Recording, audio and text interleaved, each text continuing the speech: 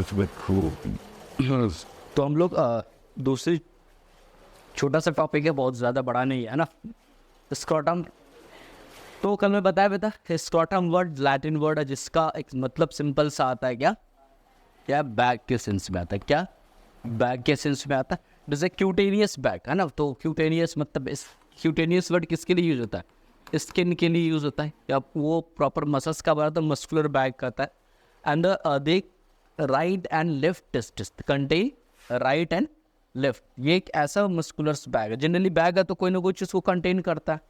तो जो स्क्रॉटम है इसे contain right and left testis को, the epididymis and the lower part of the spermatic cord, क्योंकि जब अभी हम लोग देखेंगे टेस्टिस है, उसके साथ इस तरह से क्या स्पर्मेटिक कोट्स वगैरह का बाकी अदर अदर जो थ्रेड्स है वो सारे कनेक्टिंग होंगे। तो लगभग ये पूरा पोर्शन जो हम लोग देखेंगे टेस्टिस के साथ है, जो एपिडिडाइमिस है ना, स्पर्मेटिक कोट्स है, वो सारा का सारा किसके अंदर में आ जाता है, तो एक मस्कुलर बैग जो कि जिसको हम लोग ने क्या नाम रखा, स्क्रॉटम के नाम से हम लोग जानते हैं। ठीक है, तो ये चीज़ हो गया। दूसरी चीज़ अगर हम लोग बात करते हैं एक्सटर्नली, बाहर से हम लोग बात करते हैं, this scrotum is divided into right and left parts by the ridge और रेफ। एक्सटर्नली अगर हम लोग देखते हैं तो स्क्रॉटम को दो हिस्सों में ऐसे डिवाइड करते हैं, बाहर से अगर हम लोग बात करें तो it is a divide into two cavities कह सकते हैं, दो डिवाइडेड इनटू दो कैविटीज से राइट एंड लेफ्ट में देखते हैं। उसके ऊपर से एक इस तरह से हम लाइनिंग अभी बाहर से हम लोग दे रहे, एक रेप कह सकते हैं या रिज कहते हैं, उभार वहाँ पर देखने को मिलता है उसके, which continue forward on the under surface of the penis. जो अब ये जो डिविजन है बीच से, जो राइट और क्या कहते हैं लेफ्ट स्क्रॉटम को डिवाइड्स करता है, मतलब कैविटीज को उसके, और उसके बीचों बीच में एक रिज होता है ना, और वो रिज कंटिन्यू कर जाता है अगर हम लोग देखते हैं फॉरवर्ड की तरफ, आगे की तरफ किस पे कर जाता है, तो under surface of the penis, penis के अंडर सरफेस पे वही लाइनिंग कंटिन्यू कर जाता है। एंड बैकवर्ड पीछे की तरफ अगर हम लोग देखते हैं तो वो कंटिन्यू करता है मिडिल ऑफ द पेरिनियम। तो मतलब जो टेस्टिस को डिवाइड करने वाला रिज है, ये मार्जिन्स है, वो स्ट्रक्चर्स टेस्टिस को तो डिवाइड कर ही रहा है, सॉरी स्क्रॉटम को तो डिवाइड कर ही रहा है राइट एंड लेफ्ट कैविटीज के अंदर में। बाकी वो फॉरवर्ड आगे जा करके वो कंटिन्यू करता है पेनिस के अंडर सरफेस पे, और बैकवर्ड जा करके वो पेरिनियम में कंटिन्यू करता है, ये चीज़ होगा। उसके बाद हम लोग देखते थोड़ा सा चेंजेस देखने को मिलता था, left half of the scrotum Hanks a little lower than the right. अब एक कॉम्परेटिवली अगर हम लोग बात करते हैं कि सपोज अगर बात करें, ये मान लो टेस्टिस लेफ्ट है, सॉरी राइट है, और ये लेफ्ट है सपोज, है ना, ये दोनों एक लाइनिंग है सपोज, दोनों सेपरेट कर, तो यहाँ कहता है लेफ्ट हाफ ऑफ द, अभी तो ये राइट है, ये क्या है राइट है, ये लेफ्ट, तो लेफ्ट इधर हो गया, left half of the scrotum Hanks a little lower than the right, मतलब लेफ्ट वाला जो स्क्रॉटम वो थोड़ा सा नीचे हैंग करता है एज कॉम्पेयर टू राइट वाले से, एज कॉम्पेयर टू राइट वाले से करता है। उसके पीछे भी reason in the correspondence with the greater length of the left spermatic cords, क्योंकि लेफ्ट का जो स्पर्मेटिक कोड्स है वो ज़्यादा बड़ा, अभी मैं दिखा भी रहा था, जैसे हम टेस्टिस को अंदर जब बनाएंगे तो टेस्टिस से इस तरह से क्या पूरा कोड्स स्पर्मेटिक कोड्स वगैरह क्या अटैच होते। अब इसी से समझ लो, एक तरह का समझ लो कि ये टेस्टिस को हैंग करा रहा है, ये किसको करा रहा है, टेस्टिस को हैंग करा रहा है। अब इसके जो लेंथ है वो अगर बड़ा होगा तो वो थोड़ा क्या ज़्यादा, अब इसको मैं स्ट्रेट कर दूँ, हटाओ इसको, अगर हम कंप्लीटली स्ट्रेट कर देते, सीधा कर देते, अभी ये मान लो एक राइट टेस्टिस है, ये क्या लेफ्ट टेस्टिस है।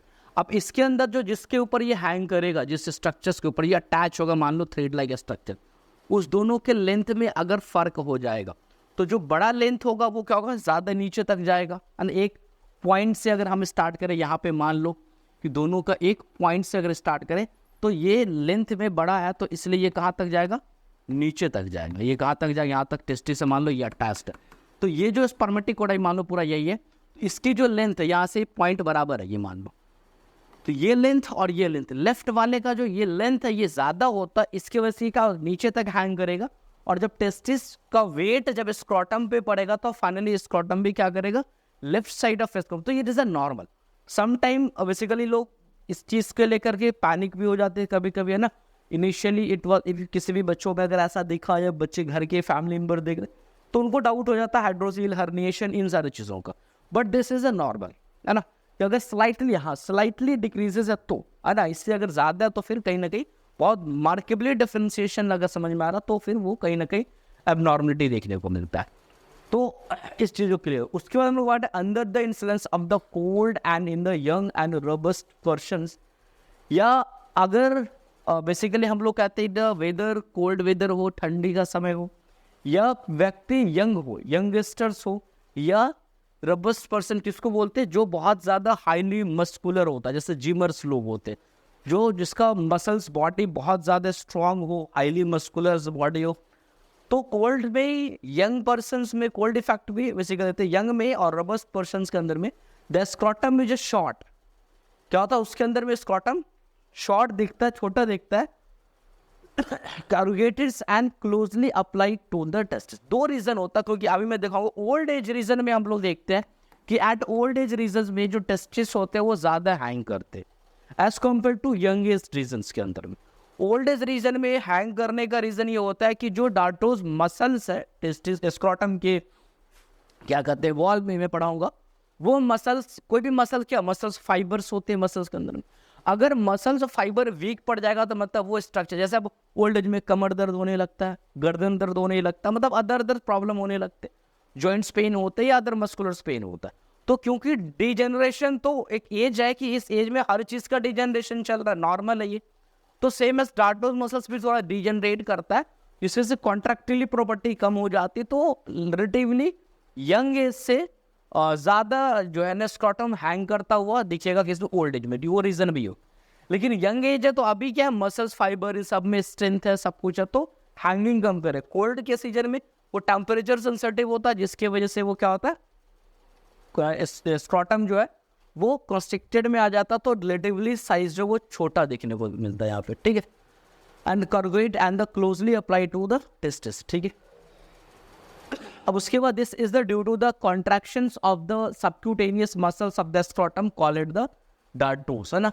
ये बेसिकली ये सारा जो प्रोसेस है सिंपल है, कोल्ड्स के अंदर में, रोबस्ट पर्सन के अंदर में, यंग में जो स्क्रॉटम का साइज छोटा होता है, बस एक लाइन में बताना, वो इस वजह से होता है due to the contractions of the, है ना, डार्टो, नाम तो इधर डार्टोस मसल्स है ना, सबक्यूटेनियस मसल्स मतलब स्किन के जस्ट बाद यहाँ पे मसल्स होता है ना, सबक्यूटेनियस मसल्स, क्योंकि जनरली स्किन के नीचे फासा होता है और यहाँ पर जनरली स्किन के नीचे का फासा एब्सेंट होता है, तो डार्टोस मसल्स आ जाता है। तो वो डार्टोस मसल्स के कॉन्ट्रैक्शंस की वजह से स्क्रॉटम का साइज क्या होता है, रिलेटिवली छोटा दिखता है, पहला चीज।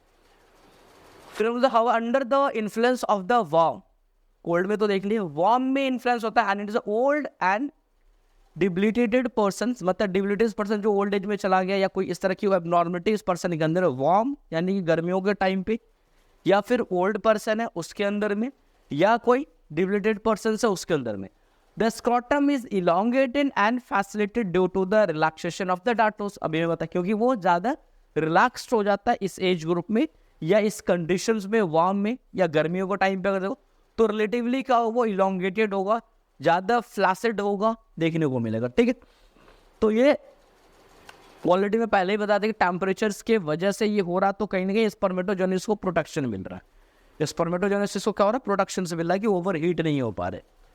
From this is appear that the dartos muscles help in the regulation of the temperature with in the scrotum. तो अब सिमसे कोई पूछा जाए टेम्परेचर को रेगुलेट जो कर रहा है, हम ये सब पढ़ा, चलो ठीक है, टेस्टिस को लिस्ट टेम्परेचर चाहिए फॉर द स्पर्मेटोजेनेसिस के लिए, तो ऑब्वियसली बात है, मैं इससे पहले ही क्लास में बताया था, यहाँ पे बता दो, सपोज अगर बता रहे कि मान लो एक अभी ये स्क्रॉटम, सिंगल अभी मैं बात कर रहा हूँ, राइट एंड लेफ्ट को एक साइड लो, ये एक स्क्रॉटम है, दूसरा ये एक स्क्रॉटम है, ठीक है। अब इस दोनों के अंदर में क्या टेस्टिस है, सपोज मान, टेस्टिस का साइज तो और ऑलमोस्ट वही रहना जो हमेशा रहता, टेस्टिस चाहे स्क्रॉटम इलोंगेट करे या छोटा, उसमें टेस्टिस के साइज को कुछ फर्क नहीं गुजारा है।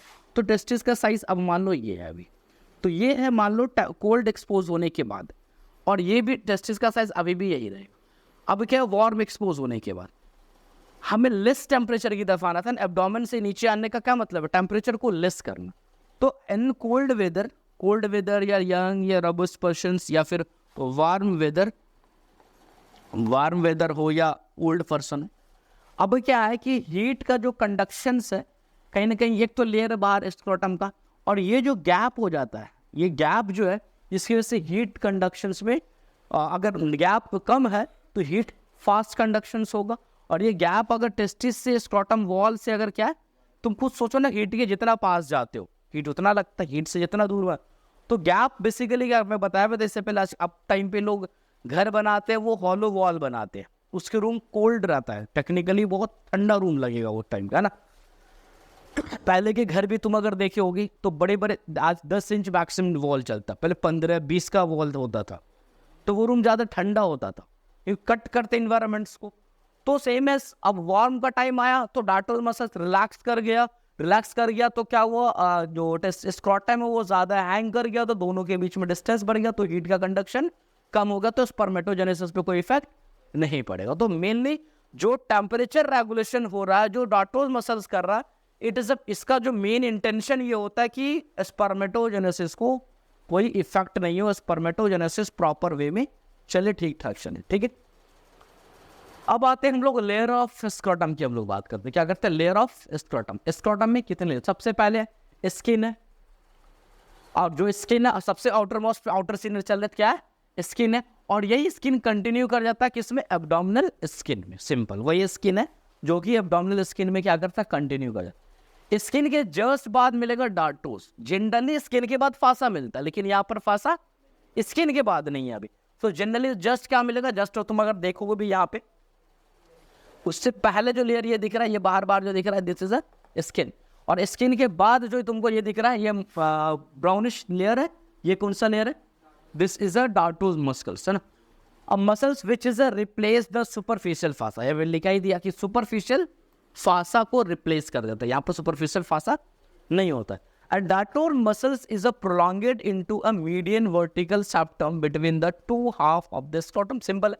यही डार्टोर मसल्स क्या करता है, prolonged into the median vertical septum, यानी कि मान लो ये एक टेस्टिस है और ये दूसरा टेस्टिस है, left sorry scrotum, right and left क्या है स्क्रॉटम, तो बीच में ये जो कह रहा है कि सेपरेट कर रहा है, मीडियन एकदम मीडियन लाइन पे, एंड वर्टिकल सेप्टम, ये कैसा vertical septum between the two half of the scrotum, यानी कि राइट और लेफ्ट हाफ ऑफ स्क्रॉटम में ये सेप्टम बनाता है अंतर में, बाहर तो है ही, बेसिकली ये क्या करता है, अब तो ये इस तरह का स्लाइस यहाँ पर नहीं समझ में आएगा, अगर ये क्रॉसपेंडेंट स्लाइस होता तो वहाँ पर देखने को मिलता है, तो ये सेप्टम का फॉर्म से। दूसरा पहला लेयर क्या था, स्किन, दूसरा सुपरफिशियल फासा नहीं है, डीप फासा हो सकता है इसमें, लेकिन सुपरफिशियल फासा नहीं है, डायरेक्टली क्या देखो बेनिफिट है, फासा आने से वैसे क्या एक लेयर बढ़ेगा, तो मसल्स अब क्या स्किन के जस्ट बाद है, तो स्किन हीट हुआ, टेम्परेचर मतलब हीट हुआ, टेम्परेचर सेंस किया, जस्ट मसल्स को टेम्परेचर फील करा देगा, और उससे वो क्या होगा कि फासा बीच में आता तो हीट को और बैड कंडक्टर बन जाता, तो फिर एग्जैक्टली टेम्परेचर का पता नहीं चलता, जिससे कि स्पर्मेटोजेनेसिस पे इफेक्ट आ सकता था।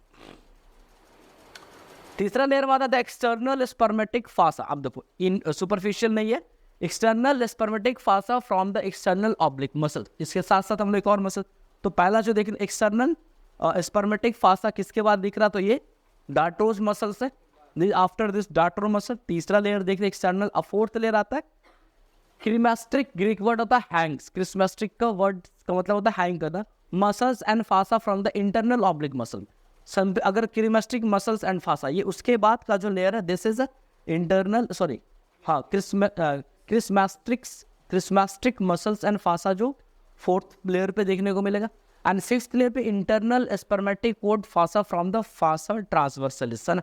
सबसे इनर मोस्ट पे जो हम लोग आते हैं इंटरनल स्पर्मेटिक फासा, तो स्पर्मेटिक कोड को लेकर के बेसिकली आता है जो सबसे इनर मोस्ट लेयर पे यहाँ पर अंदर में देखने को मिल रहा है, ये लगभग ऑलमोस्ट कवर अप कर रहा है किसके ऊपर, तो टेस्टिस के ऊपर आएगा, तो ये अलग अलग तुमको क्या लेयर देखने को मिलता है, ठीक है।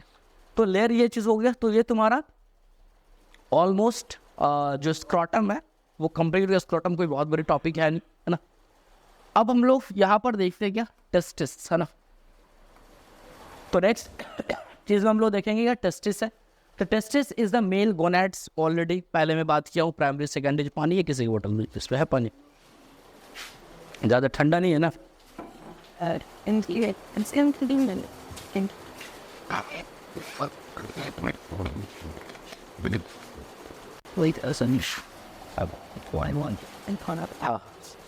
तो मैं ऑलरेडी पहले ही बात किया, जो टेस्टिस है it is a male gonads है, मतलब कि एक primary sex organ in male में हम लोग जब बात करते हैं तो वो टेस्टिस के लेकर के बात हुआ है।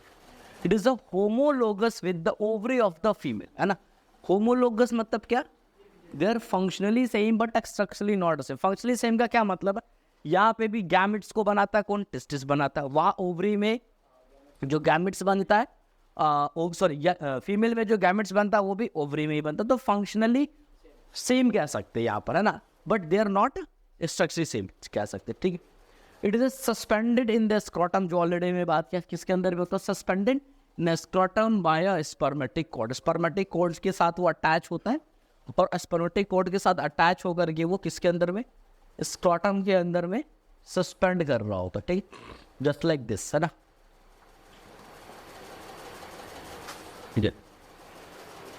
ये जो है पूरा कंप्लीट है। अब अलग अलग ये पूरा स्पर्मेटिक कोड में आता है, अलग अलग डिवीजन पे अलग अलग नाम आएगा, इब्रिडेमिस this that.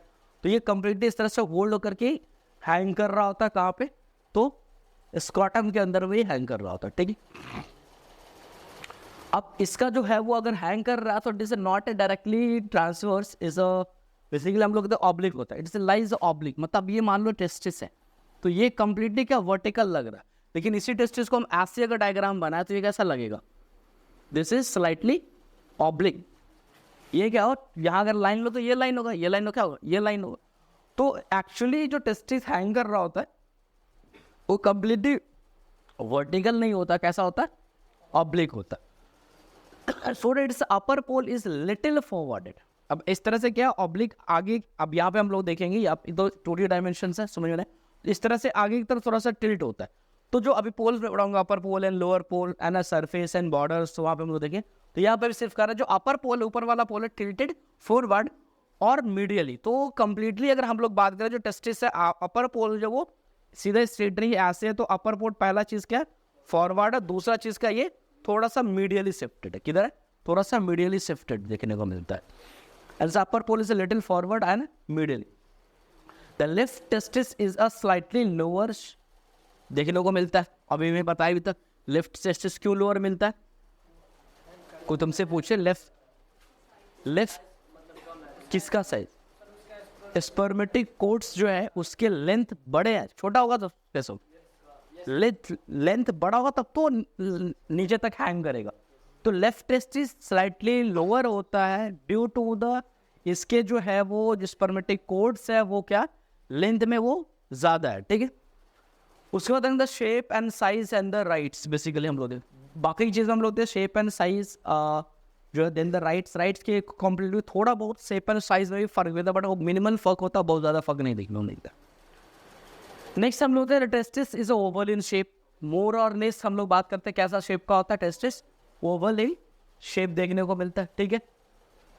The testis Oval shape हो गया and is a compress from the side to side. अब ये कैसा होता है कि जैसे अभी ओवल है, लेकिन ये तो ओवल सम एलिप्सॉइड होता है, बट यहाँ पर थोड़ा सा मान लो कि तुम अंडा तुम्हारे हाथ में दोनों साइड से दबा देते हो थोड़ा सा ना, तो एलिप्सॉइड बचेगा। तो कह रहा है कि it is a compress side to side. अब कोई चीज को तुमको एनाटॉमी में पढ़ाया था, अगर साइड टू साइड कंप्रेशन होगा तो साइड टू साइड ऐसे कोई चीज को हम कंप्रेस, आटा गूंदा हुआ आटा लो, इसे कंप्रेस करो बगल से, तो बगल में क्या बनेगा, सरफेस, और आगे पीछे क्या बन जाएगा, बॉर्डर।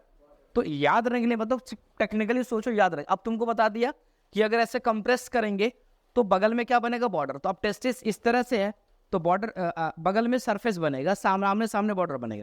तो अगर मान लो ये लेफ्ट टेस्टिस है तो एक बनेगा मीडियल सरफेस, दूसरा क्या बनेगा, लैटरल सरफेस, आगे बॉर्डर बनेगा, एंटर ए बॉर्डर, बॉर्डर पढ़ा है नहीं तुम्हें बस याद रह जाएगा। तो सिर्फ कॉन्सेप्ट को बिल्ड करोगे आसानी से हो जाएगा, ठीक। तो testis is oval in shape आ गया, चलो ठीक है। Compress from side to side and it is अब कुछ है तो ऑब्वियस सी बात है, जो साइड टू साइड दबेगा तो लेंथ क्या होगा, अब इसको मैं ऐसे दबाएंगे तो लेंथ ज्यादा होगा, वाइडनेस क्या होगा, कम होगा ना। हाँ, तो लगभग हम लोग देखते हैं इसका जो लॉन्ग होता है वो 3.75 सेंटीमीटर है ना, 3.75 सेंटीमीटर लॉन्ग होता है। 2.5 सेंटीमीटर क्या होता है, ब्रॉड होता है फ्रॉम बिफोर एंड बैकवर्ड, पीछे से आगे की तरफ मिड में, and 1.8 centimetre thick from side to side. और इस दोनों बगल का जो थिकनेस की अगर बात करते हैं तो वो कितना होता है 1.8 सेंटीमीटर साइड टू साइड। और जो ब्रॉडनेस है, देखो ब्रॉडनेस कहां से निकला इस चीज को समझो। अगर मैं बात करूं यहां पर, अगर इसको मैं ऐसे कंप्रेस किया तो अब कंप्रेस किया तो ब्रॉडनेस आगे से पीछे निकाला, तो आगे का पीछे डायमीटर क्या होगा, ज्यादा होगा ना। सिंपल, अगर मान लो ये अभी गोल है, ऐसे गोल है, ठीक है, तो अभी आगे से पीछे का डायमीटर जो होगा वो क्या होगा, अभी अभी अभी लगभग मान लो कि आगे से पीछे बराबर है और साइड टू साइड भी क्या है, लगभग बराबर है मान लो। अब इसको मैं ऐसे कंप्रेस दबा दिए तो एंटेरो पोस्टीरियर डायमीटर क्या हो गया, बढ़ गया, साइड टू साइड क्या होगा, तो टेस्टिस भी सेम कैसे कंप्रेस्ड है। तो अब जो ब्रॉडनेस की बात कर रहे हैं वो किधर से किधर कर रहे हैं, ब्रॉडनेस की जो बात हम लोग कर रहे हैं वो फ्रॉम बिफोर बैकवर्ड, यानी आगे से पीछे की बात हो रही है। बिफोर बैकवर्ड मतलब पीछे से इस तरह से, और साइड टू साइड हम लोग देख रहे हैं क्या, थिकनेस देख रहे हैं, साइड टू साइड देख रहे हैं, तो थिकनेस क्या हो गया, साइड टू साइड मतलब ऐसे कंप्रेस का तो इधर से इधर, ये साइड टू साइड हो गया, ठीक है। तो इसके में क्या हो जाएगा, थिकनेस 1.8 मिलेगा। एडल्ट टेस्टिस वेट जो होता है वो 10 से लेकर के 15 ग्राम के आसपास, जैसे के लिए हम लोग देखते हैं, ठीक है। अब कुछ एक्सटर्नल फीचर्स है, एक्सटर्नल फीचर्स में जो हम लोग आते हैं तो टेस्टिस के बारे में बात करें, जैसे हमें बताया कि बॉर्डर एंड सरफेस सब आएगा भी, ठीक है। तो सबसे पहला है 2 पोल्स, जिसको हम या इंड्स भी कहते हैं, अपर एंड लोअर पोल। तो ऐसे भी बना रहे स्ट्रक्चर, अगर इस तरह से बन रहे मान लो, है ना, तो ऊपर वाला ये क्या होगा, अपर पोल, नीचे वाला क्या होगा, लोअर पोल, चलो ठीक। उसके बाद 2 बॉर्डर्स, अभी देख रहे हैं एंटेरियर एंड पोस्टीरियर, मैं बताया जो साइड टू साइड कंप्रेस होगा तो एक सामने से बॉर्डर होगा, पोल से ऊपर से नीचे की तरफ आ रहा होगा, एक पीछे से मतलब ऊपर से नीचे जा रहा होगा, तो this anterior and posterior border हो जाएगा। 2 सरफेसेस, एक होगा मीडियल, दूसरा क्या होगा, क्योंकि साइड से जैसे ही कंप्रेस होगा तो उसकी वजह से क्या बनेगा, एक मीडियल साइड का सरफेस से लेटरल साइड का सरफेस बनेगा, तो 2 सरफेसेस हो गए। अब हम लोग देखते हैं upper and lower pole are convex and smooth. Upper and lower pole कैसा होता है, पोल जो है वैसे भी दिख रहा है कि पोल अगर हम ऐसे बनाते हुए तो लगभग क्या, अगर पोल की कट होती है कैसा लग रहा है, कन्वेक्स। ये पोल ऊपर मान लो कट होती है, कैसा बन रहा है, कन्वेक्स बन रहा है, ठीक है। The upper pole is a provide the attachment to the spermatic cord. Upper pole में क्या अटैच होता है, स्पर्मेटिक कोड। कभी कोई पूछे भाई कहाँ पर अटैच होता है, तो this attach in the upper pole of the testis.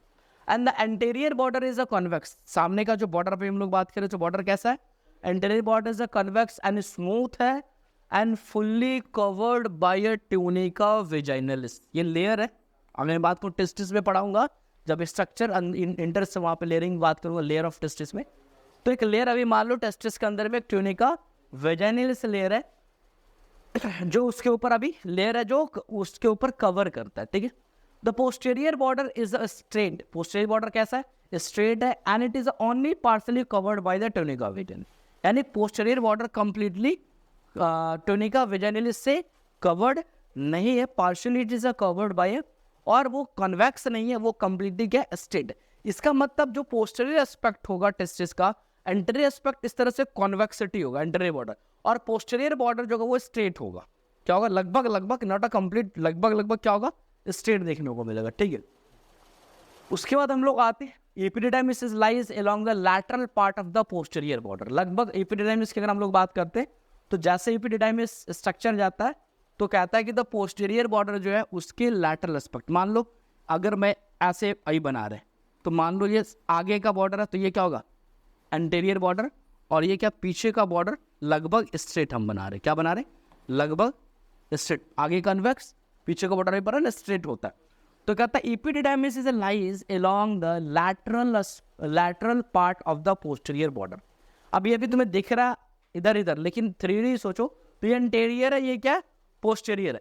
अच्छा, पोस्टीरियर बॉर्डर जो होगा तो बॉर्डर का कुछ ना कुछ तो एक लाइन ही है ना, एक अगर ये लाइन में तो कुछ भी तो होगा ना ये, तो अगर ऑफ द पोस्टीरियर बॉर्डर, तो ये पोस्टीरियर बॉर्डर पे जो लैटरल एस्पेक्ट्स होगा वहां पर एपिडिडाइमिस होगा। कहाँ पर, पोस्टीरियर बॉर्डर मान लो अगर ऐसे है तो इधर वाला मान लो मीडियल एस्पेक्ट होगा, इधर वाला क्या होगा, लैटरल एस्पेक्ट। तो लैटरल एस्पेक्ट के पास क्या, एपिडिडाइमिस, उसके साथ साथ along the lateral part of the posterior border. And the lateral part of the epididymis is separated from the testis by an extension of the cavity of the tunica vaginalis. Tunica vaginalis के layering की वजह से मैं बताऊंगा अभी कि एक cavitation का फॉर्मेशन होता है। क्या होता है, एक कैविटी का फॉर्मेशन होता है। तो lateral part of the epididymis होगा जो लैटरल शिफ्टेड कर रहा हो, वो सेपरेट करता है टेस्टिस को by extension of the cavity. किस कैविटी से, तो ट्यूनिका वेजिनालिस की जो कैविटी उससे सेपरेट करने का काम करता है। This extension is called, basically हम लोग देखें, this external is sinus of the epididymis. Sinus that means space, तो यहाँ पर एक कैविटेशंस बनता है, यानी कि हम लोग देखते हैं एपिडिडाइमिस और वेजाइनलिस के कि लैटरल एपिडिडाइमिस का, तो basically lateral part of the epididymis, किसका? लैटरल पार्ट ऑफ एपिडिडाइमिस जो होता है, और साथ साथ हम लोग करते हैं फ्रॉम द टेस्टिस से कहाँ पर? एक्सटेंशन सेपरेटेड, सॉरी यहाँ से कैविटी ऑफ द ट्यूनिका। तो बेसिकली यहाँ पर हम देखते हैं कि लैटरल इसके साथ और टेस्टिस के बीच जो वेजाइनलिस ट्यूनिका होता है वहाँ पर एक कैविटेशन का फॉर्मेशन होता है, हाइपोटेस पाइप लाइक स्ट्रक्चर है। क्यों? हाँ, ट्यूनिका वेजाइनलिस मेम्ब्रेन। लेकिन अगर ये मेम्ब्रेनस स्ट्रक्चर है, अगर मान लेते हैं, और यहाँ पर हमने कहा कि ऐसे ले गया, ऐसे मान लो एक मेम्ब्रेनस स्ट्रक्चर हमने ले गया, अब इस मेम्ब्रेनस स्ट्रक्चर में यहाँ पर एक स्पेस बन गया, दिस स्पेस है ना, तो ये जो स्पेस बन गया तो वही क्या है? Tunica vaginalis, cavity of tunica vaginalis. This extension is called a sinus of epididymis. क्या कहलाता है? साइनस ऑफ एपिडिडाइमिस कहलाता है। हाँ, उस स्पेस का प्रॉपर नाम रखा गया, ठीक है। तो ये बेसिकली क्या, जो आउटर फीचर्स में, बाहर इंटरनल अभी हम लोग नहीं जा रहे, जो भी फीचर्स देख रहे हैं हम लोग, this is a outer aspect of testis के अंदर में हम लोग देखते हैं कि टेस्टिस के आउटर एस्पेक्ट में क्या होते हैं। अब इसके बाद जो चीजें होगी वो हम लोग देखेंगे the interior aspect of the testis के थोड़ा सा हिस्टोलॉजिकल स्ट्रक्चर्स भी देखना होगा, क्योंकि अब यहाँ से स्टार्ट होगा बेसिकली, हाँ, इंटरनल स्ट्रक्चर स्टार्ट होगा। तो इंटरनल में सबसे पहले तो हम टेस्टिस को जब क्या कहते हैं, ग्रॉस एनाटॉमिकल, अभी जो फीचर है वो सबका क्या है? ग्रॉस एनाटॉमिकल फीचर्स है, जो भी अभी हम लोग देख रहे हैं, that is gross anatomical feature किसको बोलते हैं? कहीं पर टर्म लिखा है, तो ग्रॉस एनाटॉमिकल फीचर कौन बताएगा? कोई बताएगा?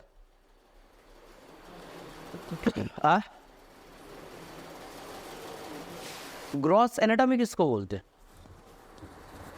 सुने हो ग्रॉस एनाटॉमी? नहीं सुने हो?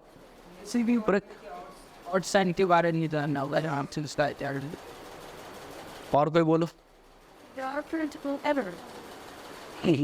बिल बन रहा है यहाँ पे, grand total and gross total billing नहीं कर रहे। और बोलो, तुम थोड़ा बहुत सही जा रहे हो। क्या नाम है तुम्हारा? विकास। विकास, विकास, थोड़ा बहुत तुम सही जा रहे हो। और लगाओ दिमाग। क्या बोले थे तुम?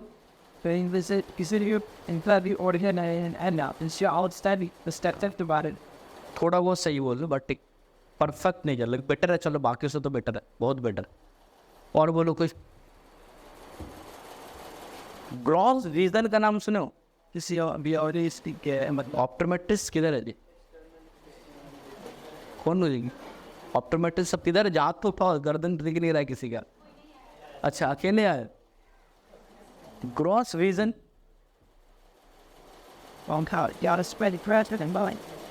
ग्रॉस एनाटॉमी पर है, क्या होता है? चलो, ये तो अभी ठीक है, विकास से बता बात ठीक है, तुम्हारा भी मिला जुला के मतलब सिंपल है। ग्रॉस एनाटॉमी को उस एनाटॉमी को बोलते हैं, वैसी एनाटॉमी जिसको हम नेकेड आई से देख पाए। तो सिर्फ आउटर ही नहीं, इनर भी देख सकते हैं ना। कोई ऐसे स्ट्रक्चर जब हम कट करेंगे तो अंदर की भी दिख सकता है। तो अब दूसरा पढ़ाए थे इसके कंपेयर माइक्रोस्कोपिक एनाटॉमी, मतलब वो एनाटॉमी जिसको हिस्टोलॉजी बोलते हैं हम लोग, है ना। हिस्टोलॉजी क्या? माइक्रोस्कोपिक एनाटॉमी, याद होगा तो एनाटॉमी मतलब क्या? स्ट्रक्चर की स्टडी है। तो यहाँ पर जैसे बोले ग्रॉस, तो अभी जो भी चीज़ पर आ रहा था वो क्या था? ग्रॉस फीचर था, कि ऐसे फीचर एपिडिडाइमिस सब we are seen by naked eye. अब जैसे इसको क्रॉस करेंगे यानी कि कट करेंगे, तो कुछ ऐसे स्ट्रक्चर आएंगे जो नेकेड आई से नहीं दिखेगा, but their structure existence inside the cell. तो ग्रॉस एनाटॉमी सिंपल से कहते हैं वो है जिसको आप डाइसेक्ट कर रहे हैं, जो भी कर रहे हो, जिसमें आप अपने वो हर एक स्ट्रक्चर्स को, जिस स्ट्रक्चर की स्टडी कर रहे हो, वो आप अपने नेकेड आई से उस स्ट्रक्चर को देख रहे होते हो। तो उसी को हम लोग क्या बोलते हैं? सिंपल है ग्रॉस एनाटॉमी। इसीलिए ग्रॉस विजन क्या हो गया? जो आँख से देख, जो तुमको देख रहे हो उसको देख रहे, तो ग्रॉस विजन। माइक्रोस्कोपिक विजन मतलब एडेड आई, यानी कोई ना कोई हमको माइक्रोस्कोपी यूज़ करना पड़े, इन ऑल जो भी चीज़ यूज़ करना पड़े, तो माइक्रोस्कोपिक विजन हो गया, है ना। ग्रॉस टोटल बिल नहीं है, ठीक है। तुम लोग बिलिंग पे ज़्यादा ध्यान देते हो जी, मार्केटिंग ज़्यादा करते हो क्या? चलो ठीक है, तो इंटरनल स्ट्रक्चर हम लोग अगली क्लास में डील करेंगे।